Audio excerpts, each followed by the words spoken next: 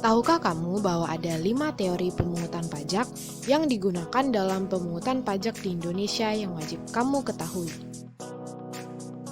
Yang pertama ada teori asuransi. Menurut teori asuransi, pembayaran pajak diibaratkan seperti membayar premi dalam perusahaan asuransi dengan harapan mendapatkan perlindungan dari kejadian tidak terduga di masa yang akan datang. Premi asuransi harus dibayarkan oleh setiap peserta asuransi. Dana tersebut kemudian akan digunakan untuk menjamin kehidupan setiap peserta asuransi yang mengalami kejadian tidak terduga yang bisa mengganggu keuangan pribadi. Dengan logika yang sama, seperti itulah teori asuransi. Masyarakat yang membayar premi sama dengan masyarakat yang membayar pajak untuk subsidi, keamanan, dan lain sebagainya. Lalu yang kedua, ada teori kepentingan.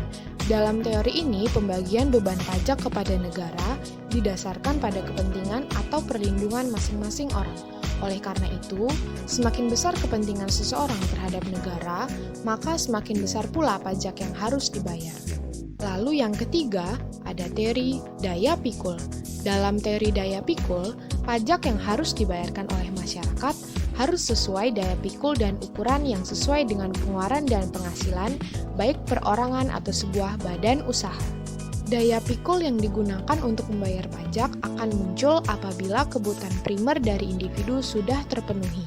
Jika individu masih memiliki penghasilan di bawah PTKP atau penghasilan tidak kena pajak, maka belum memiliki daya pikul.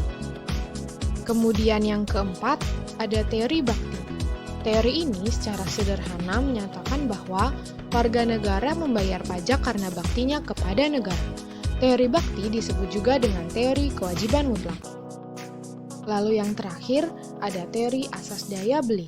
Teori ini sangat berkaitan erat dengan kemampuan masyarakat saat melakukan transaksi jual beli.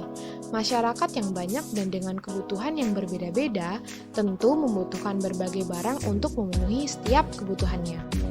Pada transaksi jual beli, jenis pajak yang dikenakan adalah pajak PPN atau pajak pertambahan nilai dan PPNBM atau pajak penjualan atas barang mewah.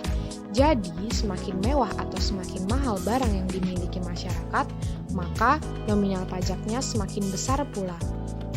Itulah kelima teori pemungutan pajak yang ada di Indonesia.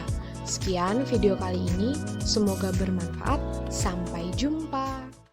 Created using Powtoon.